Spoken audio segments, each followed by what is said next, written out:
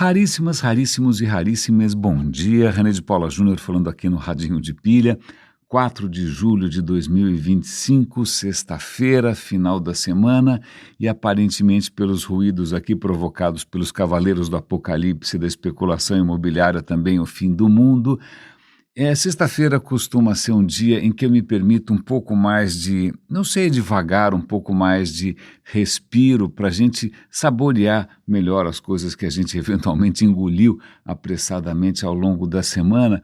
Mas está acontecendo alguma coisa aqui que vocês não vão testemunhar, que às vezes o radinho não tem roteiro, vocês sabem disso, eu falo de improviso.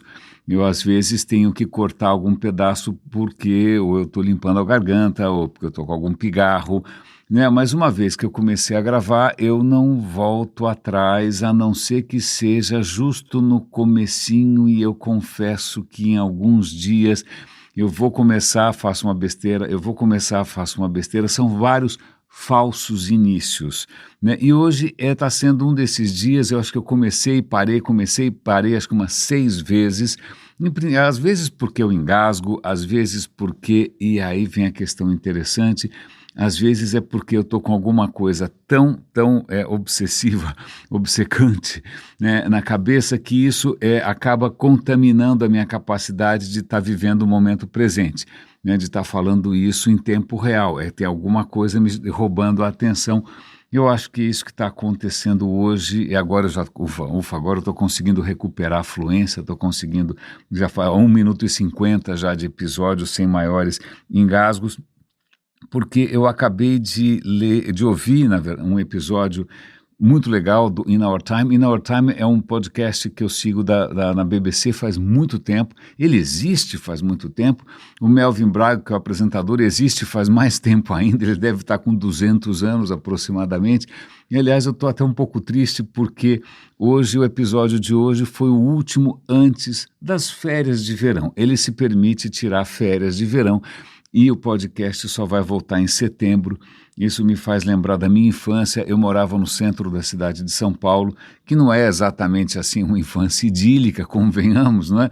Porque você está no meio de uma bagunça danada, não é? E eu morava em apartamento, não tinha exatamente os amigos da rua para jogar nada, né? Você tem ali televisão, livros e brinquedinhos, você é uma criança relativamente isolada, exceto quando você está na escola, que aí você tem todos os seus amiguinhos. Então, para mim, escola era sinônimo de amiguinhos, de socialização e de aprendizado. Então, quando tinha férias, para mim, eu não celebrava, porque eu falava, puta, quanto tempo falta para voltar a ter contato com os meus amiguinhos todos. Então, agora um amiguinho meu, que é o Melvin Braga, saiu de férias, ele só volta em setembro.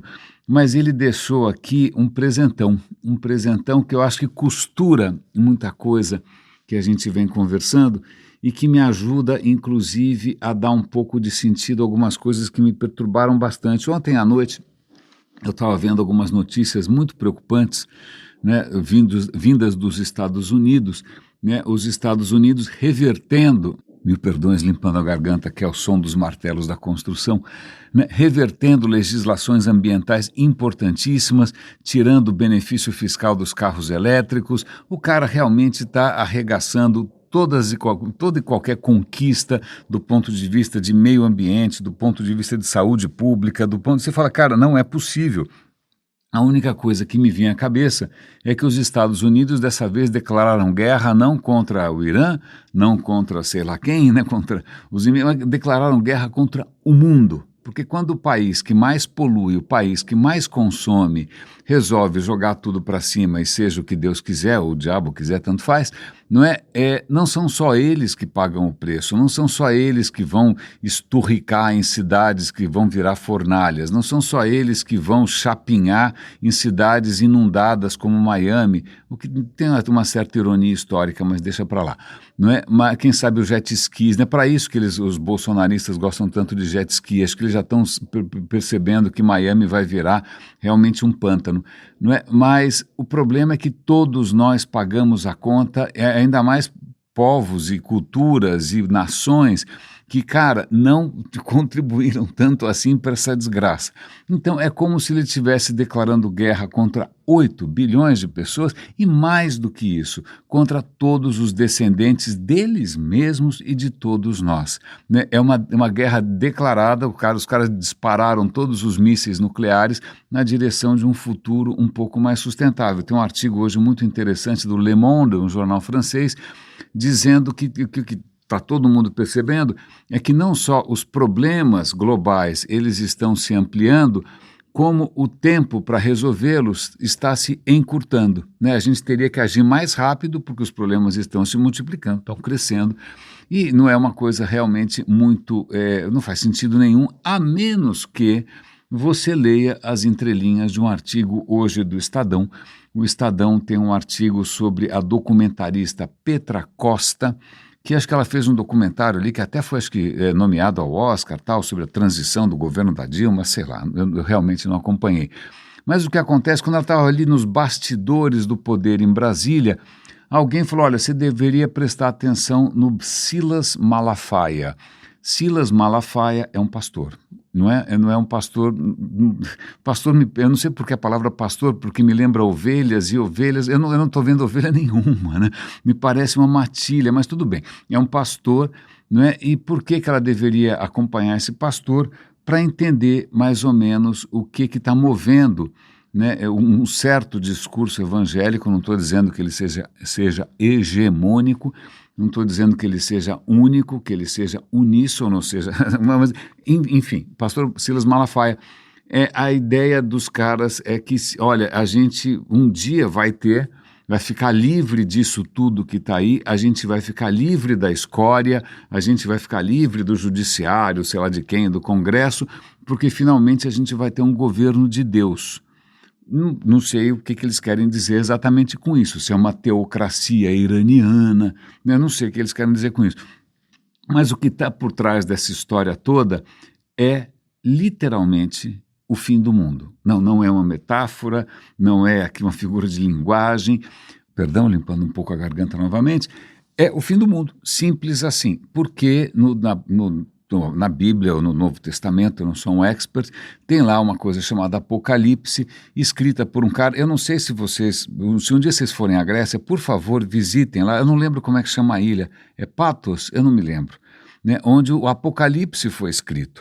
Né? O cara devia estar com uma febre infernal, porque o cara, imagina, é um lugar paradisíaco, maravilhoso, um mar extraordinário, um céu azul, o cara estava no paraíso terrenal, ele devia estar com algum tipo de indisposição terminal para conseguir, né, na sua imaginação doentia, pensar em todas aquelas maluquices do Apocalipse. Mas, pois bem, no Apocalipse, né, o que acontece é que muita coisa acontece, sobretudo coisas ruins, né, várias catástrofes, várias coisas horrorosas, né, e isso é o sinal da segunda vinda de Cristo. Né? Então, o cara vai voltar?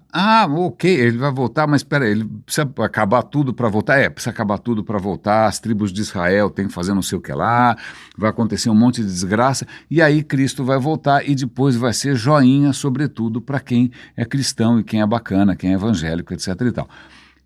Essas imagens do Apocalipse, o discurso do Apocalipse, pontuam, para não dizer, né, batem o bumbo desse discurso do Malafaia e de não sei mais quantas outras igrejas nessa mesma linha. Né? A ideia de que, veja, tudo que você está vendo de ruim no mundo agora é um sinal de que Cristo vai voltar. Então, se Cristo vai voltar, vamos acelerar essa história. Então, existe ali uma esperança de que você consiga fazer com que as coisas fiquem muito piores para, no final, ficar muito melhor. E se você pensa que isso é alguma aberração tropical, que é alguma doença da América Latina, não. Isso explica, inclusive, o apoio ao Trump. Né? Quando você vê Trump jogando ali para a torcida, né, tentando, não, esquece, essa história de prevenir o aquecimento global é besteira, essa história de prevenir epidemia é besteira, o que parece estar por trás disso é justamente a pressa em acelerar a segunda vinda de Cristo, como botando o mundo em chamas, botando o mundo abaixo, simplesmente pondo fogo no parquinho, pondo fogo no circo. O que é uma das coisas mais completamente delirantes. Será que o planeta inteiro vai para o saco por conta de um completo delírio, não só do maluco que escreveu o texto numa ilha paradisíaca lá num país maravilhoso, não, mas por causa de um monte de gente que tem tanta raiva desse mundo que prefere que o mundo acabe para que finalmente comece alguma coisa que ninguém sabe muito bem o que é. Eu estou realmente... faz sentido, né? Faz sentido, não é a primeira vez que a gente fala nessas coisas milenaristas, nessas coisas de apocalipse, não é? Mas imaginar que todo esse ataque deliberado contra a ciência, contra a razão, contra o meio ambiente, contra a própria tolerância, contra a própria civilidade, isso não seja só uma questão de perversidade, de psicopatia, que isso não seja só uma questão de falta de terapia, pinto pequeno. Não, isso tem um contexto maior, isso é para precipitar a segunda vinda de Cristo, que é uma história que eu não sei como é que resiste ao teste do riso. Não é? Que divindade sádica é essa que prefere ver o mundo praticamente para o buraco, para nos 45 do segundo tempo o cara, né, virar o jogo? Por que esperar todo mundo sofrer? Desculpa para quem é um ateu, para quem não nasceu com fé, para quem não tem esse driver instalado, para quem tem essa impotência, digamos assim, afetiva, né, de não se empolgar com essas histórias. Eu não consigo entender. Eu não consigo entender várias coisas, né? Primeiro, se o cara era o filho do cara e o cara era tão poderoso assim, né? Por que o cara, afinal, é preso, é crucificado, morre, aí tem que inventar uma história de louco, né? Para tentar justificar, porque isso me faz lembrar, antes que eu entre demais nessa questão e pareça intolerante, mas eu me lembro, eu estudei rádio e televisão, essa é a minha formação. Embora eu tenha trabalhado quase 30 anos seguidos com a questão de internet, a minha formação original é de rádio e televisão, é comunicação. E eu tive professores que participaram do nascimento da televisão brasileira, né? Na TV Tupi, esses caras todos deram aula para a gente lá e tal. E eles contam que na época da televisão ao vivo, porque não tinha videotape, a televisão, você abria a câmera e é mais ou menos como o radinho, é mais ou menos como Roda e Avisa, né? Você abre a câmera e deixa rolar. Não é? O que acontece é que eles tinham criado ali um personagem que era um vingador, era um herói, basicamente um herói. Eu não vou lembrar detalhes, os professores que me desculpem, eu esqueci. Se alguém aqui lembrar dessa história, por favor, enriqueça-nos, ilumine-nos. Mas era um personagem que era um vingador, um justiceiro, que sempre, né, batia nos bandidos, eu bem venci o mal, uma coisa espetacular, tal. Essa série começou a fazer muito sucesso, esse programa começou a fazer muito sucesso, o ator que fazia o Justiceiro começou a se empolgar, começou a se sentir, né, realmente um cara bacanudo, e naquelas cenas de briga, que era, imagina, tudo marmelada, né, tudo briga de televisão dos anos 50, né, ninguém não tem sangue, não tem nada, o cara começou a se empolgar e começou a bater de verdade nos vilões. Aí os vilões chegaram para o diretor e falaram, pelo amor de Deus, o cara está batendo de verdade, isso não se faz, qual que é, tal. E aí ninguém conseguia controlar muito o cara, eu sei que num certo episódio ali, né, em que ele vai lá bater nos bandidos, ele vai salvar a mocinha, eu não sei o que ele vai fazer, não é? Ele acerta o nariz de um dos vilões, dos bandidos, o vilão não deixa por menos, o cara dá uma voadora, acerta o cara com os 2 pés no peito, o cara sai voando, se estatela, se esborracha, o que era absolutamente inédito. Né? O mocinho nunca tinha apanhado. Como assim? O mocinho era vencedor sempre, ele era invulnerável, vamos chamar assim, né? E aí puxamos os comerciais para tudo tal, e aí enquanto estão rolando os comerciais, o diretor desesperado, o roteirista arrancando os cabelos, como é que a gente vai justificar que um bandido conseguiu derrubar o nosso grande herói? Eles tiveram que inventar uma história ali na hora que, na verdade, o mocinho tinha fraquejado porque ele tinha inadvertidamente, né, sem perceber, ele tinha tomado um gole de água que estava com uma poção mágica que tirava um pouco dos seus poderes. Na verdade, ele tinha sido dopado. Só isso explicava por que naquele momento ele tinha tomado uma voadora e não tinha conseguido resistir. Né? Então, essa manobra para tentar justificar, né, um fiasco me faz lembrar essa história que, afinal, se o cara era tão poderoso assim, como é que o cara vai preso, crucificado e morre? Né? Aí, bem, tem que inventar uma história completamente fantasiosa depois, né? E fez sucesso, eu não posso fazer nada a respeito, mas aí, até aí, tudo bem, as pessoas podem acreditar no Homem-Aranha, tanto faz. E aí a gente vai entrar numa outra questão aqui, que é esse episódio do In Our Time, que para mim caiu como um bálsamo, né, que é sobre a questão da tolerância e da civilidade. Algo que parece que falta, né, aos evangélicos que querem chutar santa, que querem chamar todo mundo de louco. Né? Pois é, isso aparentemente está ressuscitando alguns temas de 500 anos atrás. Né? Mas vamos voltar aqui para a questão de civilidade e tolerância. É interessante porque eu cresci no centro de São Paulo. Eu nasci cercado de muita gente. Eu nasci tendo que transitar e conviver e negociar o tempo todo com gente de absolutamente todo tipo. Talvez isso explique talvez o meu comportamento um pouco mais civil, um pouco mais regrado, do que se eu tivesse crescido feito, né, uma vaca louca por aí, né, podendo fazer o que eu bem entendesse. Não, eu acho que talvez eu até explique um pouco por que em algumas cidades que são mais lotadas de gente, você acaba tendo que ter um comportamento um pouco mais regrado. Não é? Senão se tropeça em todo mundo, você vai viver em pé de guerra, de alguma maneira você tem que negociar o seu caminho através de um ambiente bastante movimentado. Não sei, estou viajando aqui na maionese, porque afinal, aliás, uma das coisas que acho que sempre marcou qualquer civilização é essa história, se você é alguém que sabe navegar, né, sabe navegar ali no tecido, no ambiente social, ou se você é um descontrolado, se você é alguém que é um bruto, se você é alguém que não conhece as regras mínimas, né, da boa educação, se você não é um caipira. Aliás, fazer um parêntese aqui, em inglês, quando você atravessa fora da faixa, né, se um pedestre atravessa fora da faixa, é chamada de jaywalking. Eu nunca entendi o que quer dizer jay, não sei, o meu inglês não é tão bom assim, até que um dia eu vi que esse termo jay é um pejorativo para caipira. Né? Quando na cidade, Nova York, por exemplo, né, começou a ter mais acidentes de trânsito, né, ao invés de você punir os motoristas, que deveria ser o certo, não, vamos colocar o fardo todo, né, no pedestre. Então, pedestre, você tem que agora atravessar aqui nessa faixa. Se você não atravessar aqui nessa faixa, o azar é seu, você pode ser multado e tal.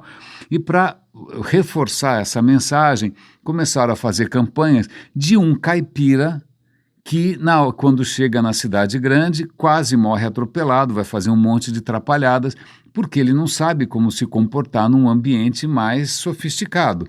E ele é um caipira, e caipira é jay, por isso que você atravessar fora da faixa é você mostrar que você é um cara que não tem a sofisticação, o verniz, né, o savoir-faire, né, de um homem perfeitamente urbano. Né? Mas eu estou fazendo essa volta toda para falar sobre o episódio de hoje do In Our Time, que eu acho que é oportuníssimo porque me faz até entender um pouco mais a grossura do Bolsonaro, o descaramento do Trump, né? De repente, de uma hora para outra, as pessoas não têm mais vergonha de serem escrotas, de serem racistas, de serem homófobas, né? O que aconteceu? Né? O título do episódio é Civilidade.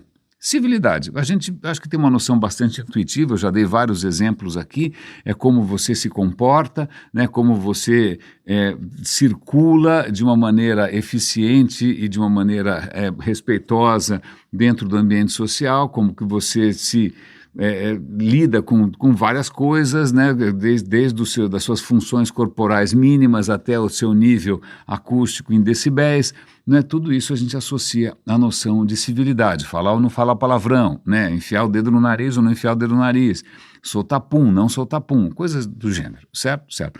Mas vamos entender um pouco mais de onde vem essa história.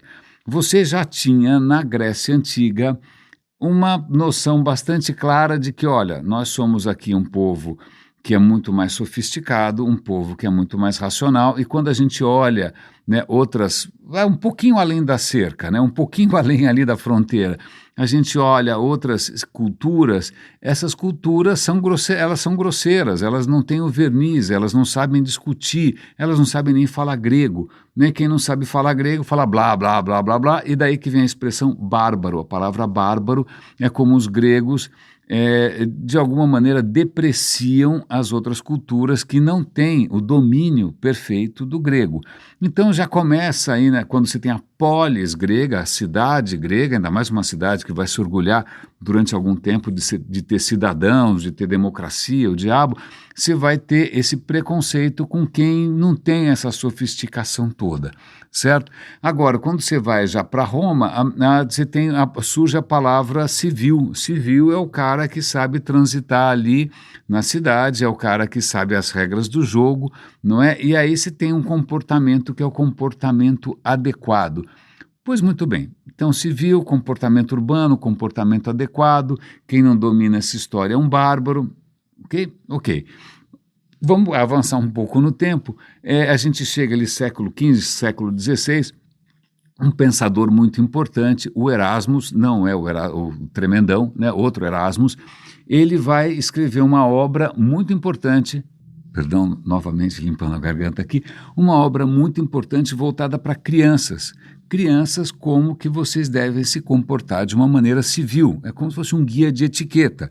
Não assoie o nariz na cara dos outros, não faça barulho tomando a sopa, né? Não escarre, né, no meio da refeição. Não, respeite os adultos, né? Por favor, obrigado. E aqui eu me lembro da incrível da persistência civilizatória do meu pai, que todo santo dia, quando deixava a gente na escola, toda vez ele falava, por favor, obrigado, senhor, senhora, estou, está. Ele insistia em que a gente absorvesse, nem que por osmose, né, o mínimo de civilidade necessária para, de alguma maneira, prosperar na cidade. Vale lembrar, meus pais não são daqui, são do interior, então acho que eles tinham essa noção bastante clara de que, estamos num ambiente mais sofisticado, né? A chave para você conseguir transitar sem, né, dar muita bandeira de que você realmente tem os pés sujos de barro, é você dominar as regras da cortesia, as regras da gramática, do bom português. Então agradeço aqui ao meu pai, né, por ter incutido em mim e minha irmã, né, essas regras mínimas. Mas, pois bem, Erasmo estava fazendo esse mesmo esforço que o Dr. René de Paula, meu pai, né, tentou fazer com a gente e, ok, tudo muito bem, né, isso acaba sendo, numa época que você já está vendendo livros, né, que você pode comprar livros, em que você tem essa nova mídia chamada livro impresso, né, isso acaba fazendo um sucesso danado, entre outras coisas por conta disso, porque existe já uma consciência de que se você quiser prosperar na sociedade, você tem que falar a língua correta, a língua em termos de comportamento. Você não quer ser visto como um bárbaro, você não quer ser visto como um jeca, não é? Aliás, daí, uma boa tradução para J é jeca. Você não quer ser visto como um cara que não é digno de confiança nem de atenção.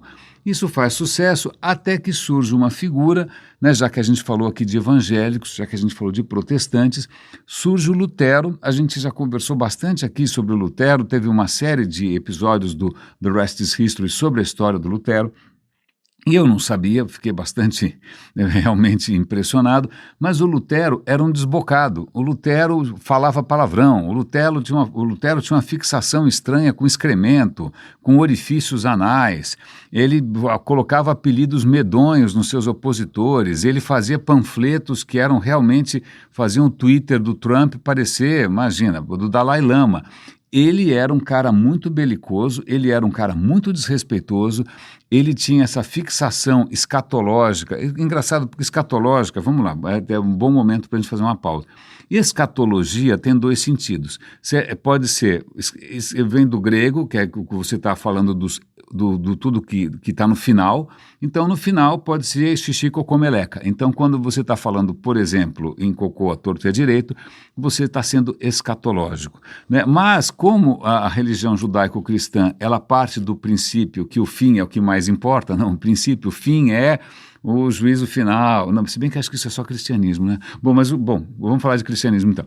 O que importa é o juízo final, o que importa é o paraíso, está tudo lá no fim. Né, o que justifica a vida ser um calvário, né, o mundo pegar fogo e todo mundo aplaudir, é o final. Então, como isso está no final, também é visto como um pensamento escatológico, né? Aquilo que está colocando, no fim, é tudo a mesma, na minha cabeça pelo menos, né, não é uma coincidência que seja a mesma palavra para outras funções corporais. Mas, pois bem, o nosso amigo, nosso amigo não vale por mim, né? O Lutero tinha essa marca registrada, isso provoca horror, e ele vai dizer o seguinte: esse Erasmus aí, essa coisa de cortesia, isso é uma fraqueza do espírito, isso é hipocrisia.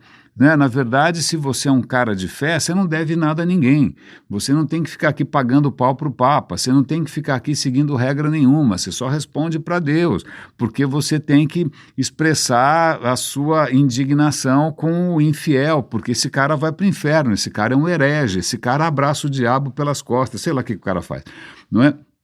Então, veja que coisa estranha, né? Porque eu não podia imaginar, eu nunca tinha pensado nisso, que essa postura belicosa, né, beligerante, desrespeitosa, agressiva, a gente chamaria hoje de tóxica, do Lutero,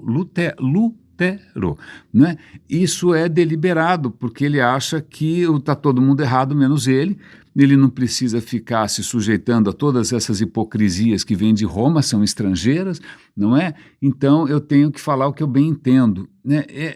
Ok, é meio estranho isso, né? Porque eu me lembro, se eu não me engano, em alguma parte da Bíblia fala que somos todos filhos do mesmo cara, então amar o próximo, irmãos, mas eu não estou vendo nada disso aí, não é? Assim como eu também não sei onde no Novo Testamento fala que você tem que rezar para ganhar um triplex com um pedalinho, eu não sei, né? Ganhar uma Ferrari, achar que ficar milionário é algum tipo de bênção, né? Eu também não sei, mas, de novo, coerência nunca vai ser um fator decisivo para que uma história faça o menor sucesso.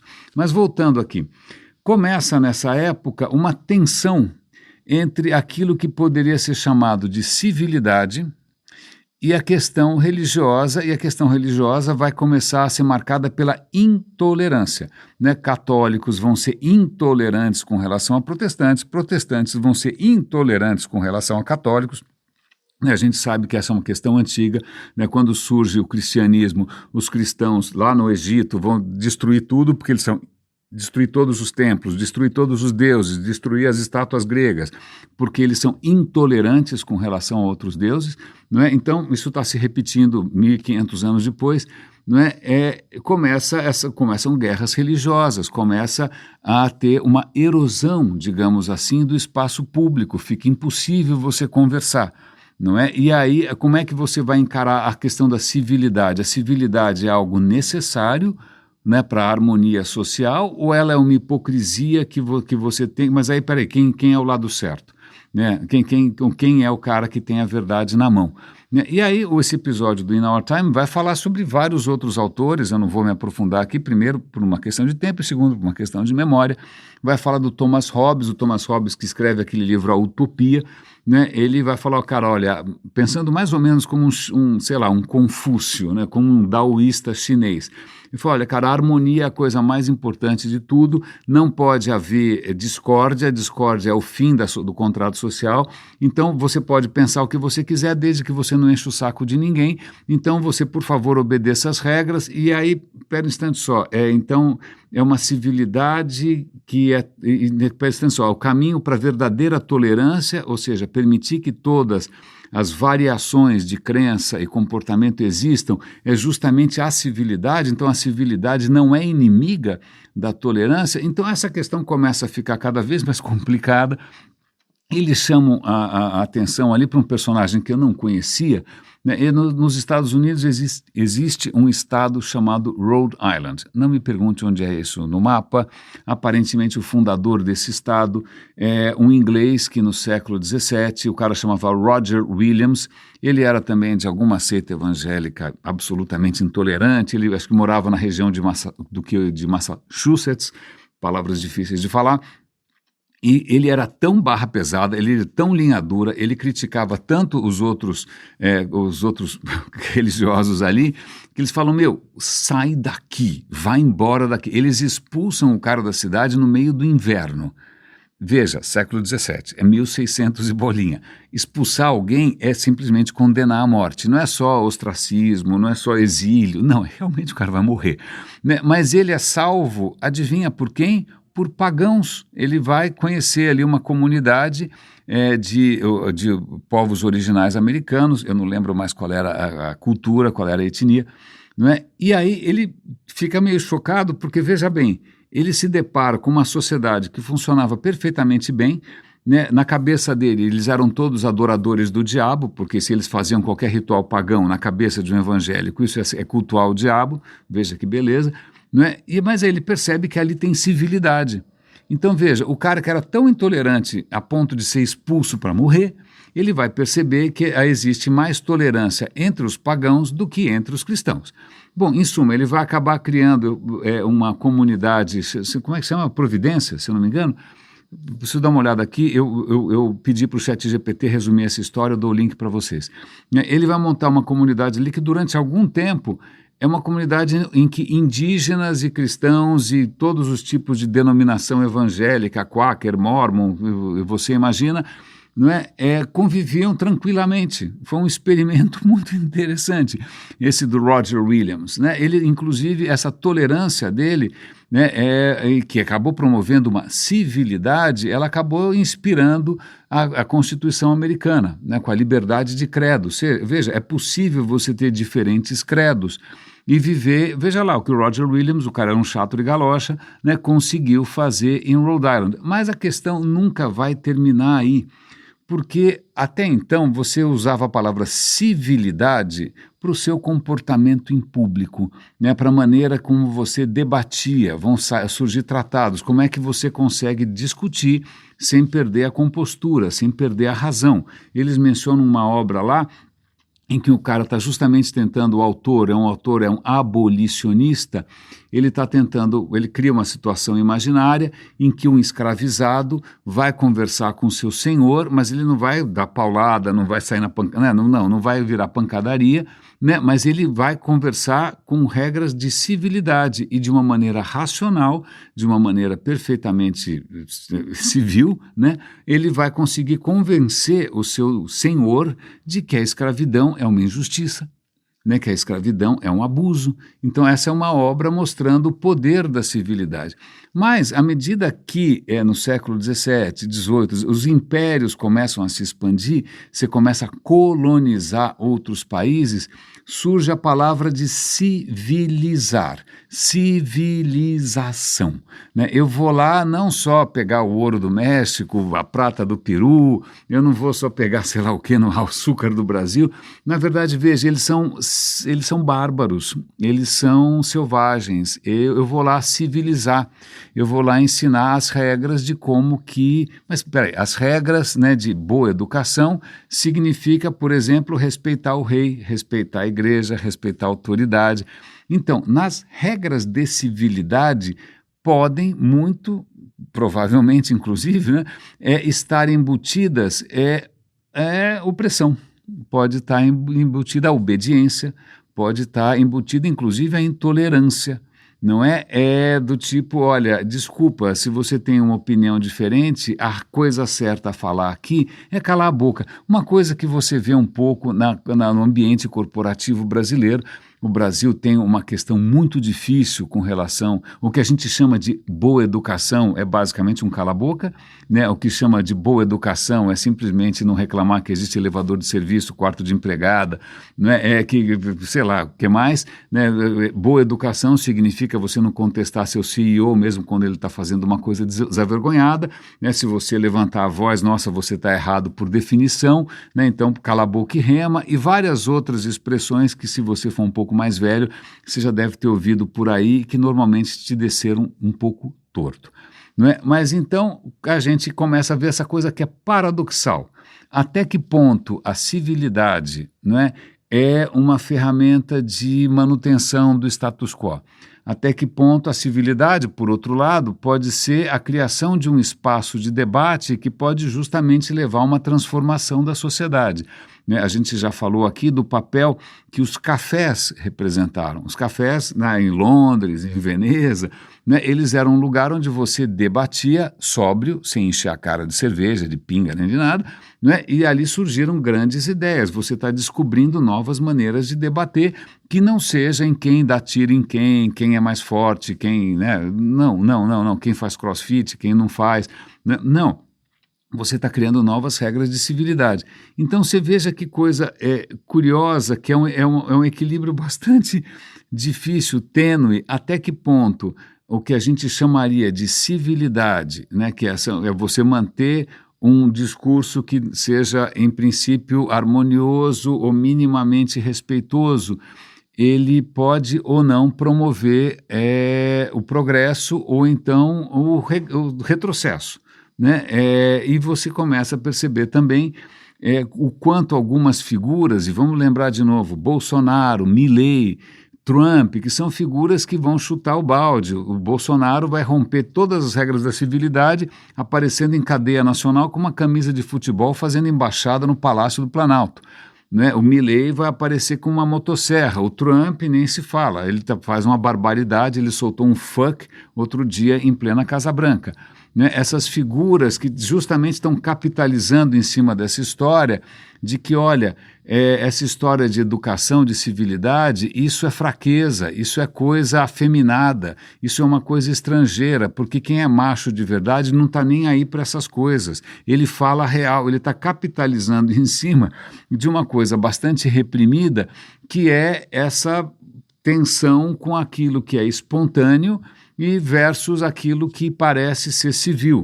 E veja, de novo, quando Lutero resolveu chutar o balde, e xingar todo mundo e falar um monte de palavrão, é curioso porque ele deveria talvez ter aprendido um pouco com o Sr. Roger Williams, não é?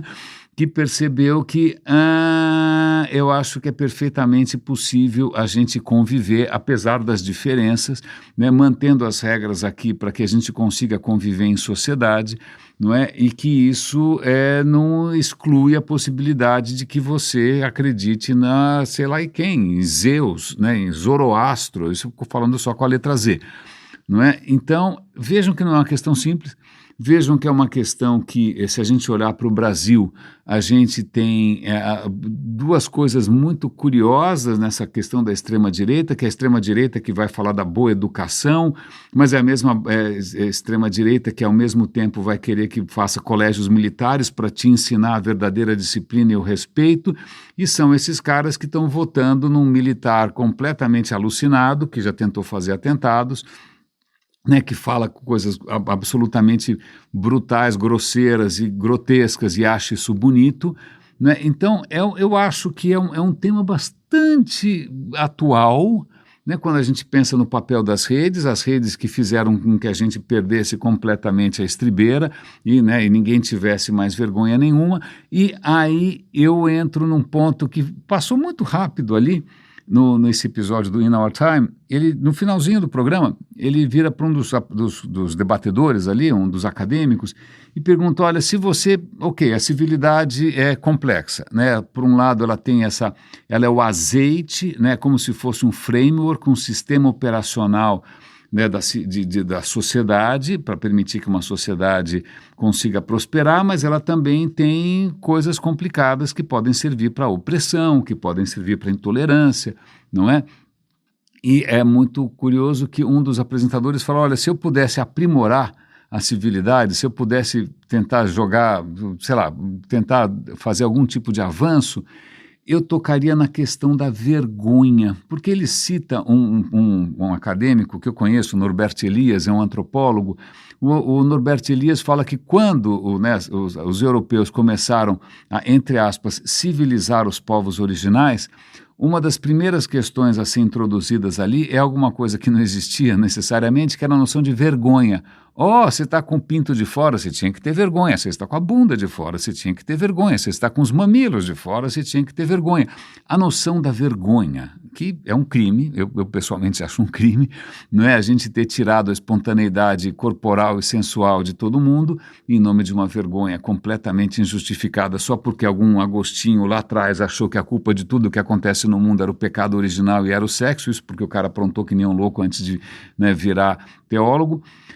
Desculpa, foi só um desabafo aqui. Mas ele fala, a vergonha é curioso porque, veja, o que a gente tem hoje são pessoas que estão perdendo a vergonha, não de partes corporais, mas de ser canalha. O cara é canalha e não tem vergonha. O cara é desumano e não tem vergonha, se orgulha disso, né? O cara quer comprar armas para atirar em todo mundo e não tem vergonha, né? O cara é racista e não tem vergonha. Então, fala, então talvez fosse o momento da gente começar a resgatar algum tipo de vergonha de ser burro, né? Vergonha de ser terraplanista, vergonha de ser racista, vergonha de ser elitista. A gente perdeu essa vergonha, né? A gente perdeu simplesmente essa inibição de comportamentos que são comportamentos antissociais, né? São comportamentos que estão levando a um esfarelamento não é nem da sociedade, porque da sociedade pode parecer algum tipo de conservadorismo, mas do esfarelamento do futuro, né? Quando no começo desse episódio, eu comentei que talvez querendo precipitar o fim do mundo, né, o Trump, o Bolsonaro, evangélicos em geral, estejam botando fogo no cirquinho, botando fogo no parquinho,